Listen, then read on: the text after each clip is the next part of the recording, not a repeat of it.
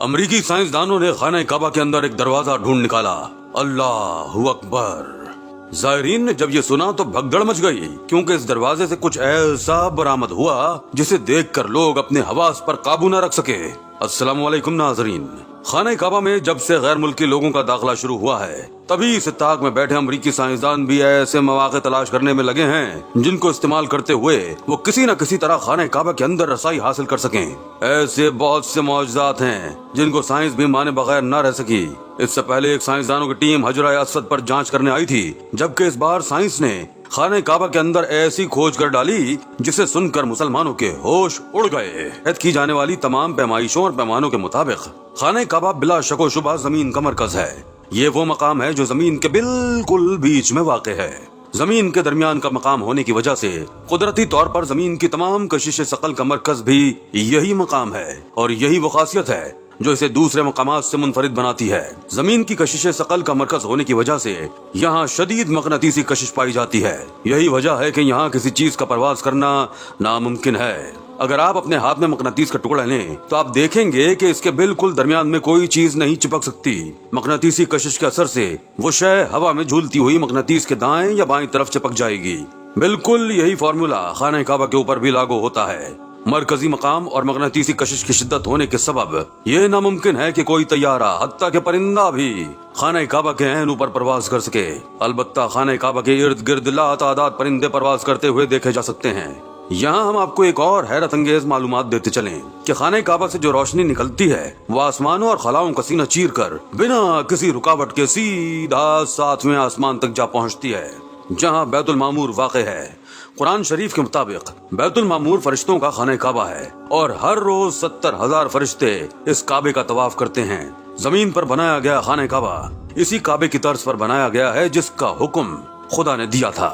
جی تو دوستو، یہ ساری معلومات جہاں سائنس نے ہمیں بتائیں، وہیں سائنسدانوں کا تجسس مزید بڑھتا ہی چلا جا رہا ہے۔ وہ چاہتے تھے کہ کسی طرح وہ خانہ کعبہ کے اندر داخل ہو کر دیکھ سکیں، کیونکہ ان کے مطابق جب خانہ کعبہ زمین کے عین بیچ میں واقع ہے تو ہونا ہو اس میں ضرور ایک پوشیدہ سرنگ یا دروازہ لازمی ہوگا، جس پر اگر تحقیق کر کے دروازہ کھولا جائے اور تحقیقاتی ٹیم کو اس میں داخل کر کے بھیجا جائے تو اس بات کا سراغ لگایا جا سکتا ہے کہ زمین کی تہوں کے بیچ کیا موجود ہے۔ بلا شبہ وہ یہ کام زمین کو کھود کر دوسرے علاقوں میں بھی کر سکتے تھے، مگر ان کا کہنا تھا کہ سائنسی تعلیم کے مطابق کشش ثقل ہونے کی وجہ سے جہاں خانہ کعبہ موجود ہے اس کے نیچے ایک خلا ہے، ایسا خلا کہ جس میں پوری دنیا سما سکتی ہے۔ اگر اس خلا میں جا کر تحقیق کی جائے تو حیرت انگیز معلومات مل سکتی ہیں۔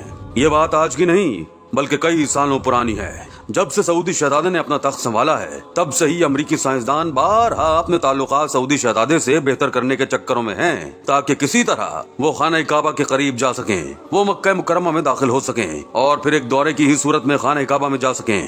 مگر خوش قسمتی سے اتنے سالوں سے ایسا کچھ بھی نہیں ہو پایا تھا۔ مگر جیسے جیسے سعودی حکومت نے اصولوں میں تبدیلیاں کی ہیں تو اب غیر ملکیوں کو بھی سعودی عرب میں داخل ہونے کی اجازت مل چکی ہے۔ وہ لوگ بغیر کسی روک ٹوک کے مکہ اور مدینہ میں جا سکتے ہیں۔ جب یہ خبر عام ہوئی تو امریکی سائنسدان خوشی سے پھولے نہ سمائے۔ انہوں نے فوراً سعودی عرب میں قدم رکھا اور پھر حکومت سے یہ اپیل کرنے لگے کہ جیسا آپ نے ہمیں خانہ کعبہ کے بارے میں اتنا جاننے کی اجازت دی، ہمیں حجرہ اسود کے بارے میں تحقیق کرنے کا اجازت نامہ دیا گیا، ٹھیک ویسے ہی ہمیں خانہ کعبہ کے اندر داخل ہونے کی اجازت دی جائے۔ ہم آپ کے مقدس مقامات کی کوئی بے حرمتی نہیں کریں گے، بس جا کر وہ خفیہ دروازہ دیکھیں گے جس میں وہ پراسرار خلا موجود ہے، تاکہ ہمیں خبر ہو سکے کہ آخر زمین کے عین بیچ میں کیا موجود ہے۔ سعودی حکومت نے فوراً امریکی سائنسدانوں کو اجازت دے دی۔ وہ لوگ اپنی پوری ٹیم لیے مکہ مکرمہ کی طرف روانہ ہو گئے۔ ان کے پاس آفیشل نوٹس تھا جس میں حکومت کی طرف سے انہیں اجازت دی گئی تھی کہ وہ خانہ کعبہ کے اندر جا کر کچھ بھی کر سکتے ہیں۔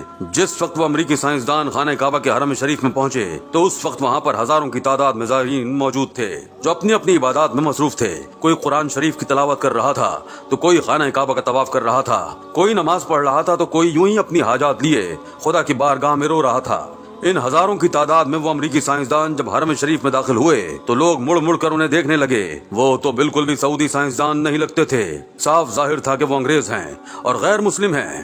جیسے جیسے وہ خانہ کعبہ کے قریب جا رہے تھے تو فوراً یہ خبر بھی عام ہونے لگی کہ یہ امریکی سائنسدان ہیں، یہ لوگ خانہ کعبہ کی بے حرمتی کرنے آئے ہیں، نعوذ باللہ خانہ کعبہ کی کھدائی کرنا چاہتے ہیں اور اس میں سے کچھ قیمتی سامان نکالنا چاہتے ہیں۔ مختصر یہ کہ جتنے منہ تھے اتنی ہی افواہیں اڑنے لگیں، مگر جب لوگوں نے یہ سنا تو فوراً خدام کو बताया, पुलिस को खबर देने का कहा और हुकूमत से अपील करना चाहिए, मगर सबके हाथ बंधे हुए थे क्योंकि उन्हें हुकूमत की तरफ से फुल सपोर्ट हासिल थी। लोग ये सुनकर बिफर गए और एक सीसा पिलाई दीवार बनकर खाने काबा के आगे खड़े हो गए और बुलंद आवाज में लब्बाइक अल्लाहुम्मा लब्बाइक पढ़ने लगे और कहने लगे कि खबरदार, तुम गैर मजहब गैर मुस्लिम लोग खाने काबा को छू भी नहीं सकते, तुम लोगों को खाने काबा के करीब फटकने भी नहीं देंगे, तुम लोगों के वजूद नजिस हैं। वो लोग बाकायदा नोटिस दिखाने लगे और कहने लगे कि हम हुकूमत से नोट लेकर आए हैं, मगर सारे ज़ायरीन डट चुके थे। एक हंगामा सा बर्पा हो चुका था। वो कहने लगे कि हम तुम्हें खाने काबा की दीवारों को हाथ तक नहीं लगाने देंगे, जहाँ से आए हो वहीं वापस चले जाओ, ये हमारी इबादत गाह है, हमारा बैतुल्लाह है, कोई मजाक नहीं जो तुम लोग इस पर रिसर्च शुरू कर दोगे। लोग सीसा पिलाई दीवार बन चुके थे। इन लोगों ने कोई भी मुतालबा ना माना और यही दरखास्त की कि इन अमरीकी साइंसदानों को वापस भेजा जाए। अगर हुकूमत ने इन गैर मुस्लिमों को सऊदीया में दाखिल होने की इजाजत दी है तो बराह करम इन्हें मुकद्दस मकामात से दूर रखा जाए। यूं सभी ज़ायरीन ने मिलकर उस वक्त तो इन लोगों को खाने काबा को हाथ तक लगाने से बचा लिया था, जबकि वो लोग अभी भी इसी कोशिश में लगे हैं कि किसी तरह वो जिस रोज ज़ायरीन की तादाद कम हो तो एक दफा खाने काबा के अंदर जाकर जरूर देखें कि आखिर जमीन के अंदर मौजूद क्या है। नाजरीन, हुकूमत तो बदल सकती है मगर ज़ायरीन का अकीदा नहीं। वो हरगिज ऐसा करने की इजाजत सऊदी हुकूमत और अमरीकी साइंसदानों को नहीं देंगे। रूए जमीन पर सबसे मोहतरम, मुकद्दस और बाज़मत मकाम खाना काबा है। इसमें मकाम इब्राहिम और अल्लाह इज़्ज़ व जल की निशानियां हैं।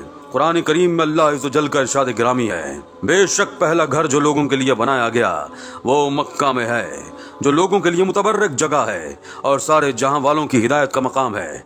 और अल्लाह इज़्ज़ व जल का ये भी इरशाद गिरामी है, बनाया है अल्लाह ने काबा को जो हुर्मत वाला घर है, कायम रहने का बाइस लोगों के लिए, और हुर्मत वाले महीनों को और कुर्बानी को और पट्टे वाले जानवरों को, जो कुछ आसमानों में है और जो कुछ जमीन में है, और बेशक अल्लाह हर चीज को खूब जानने वाला है।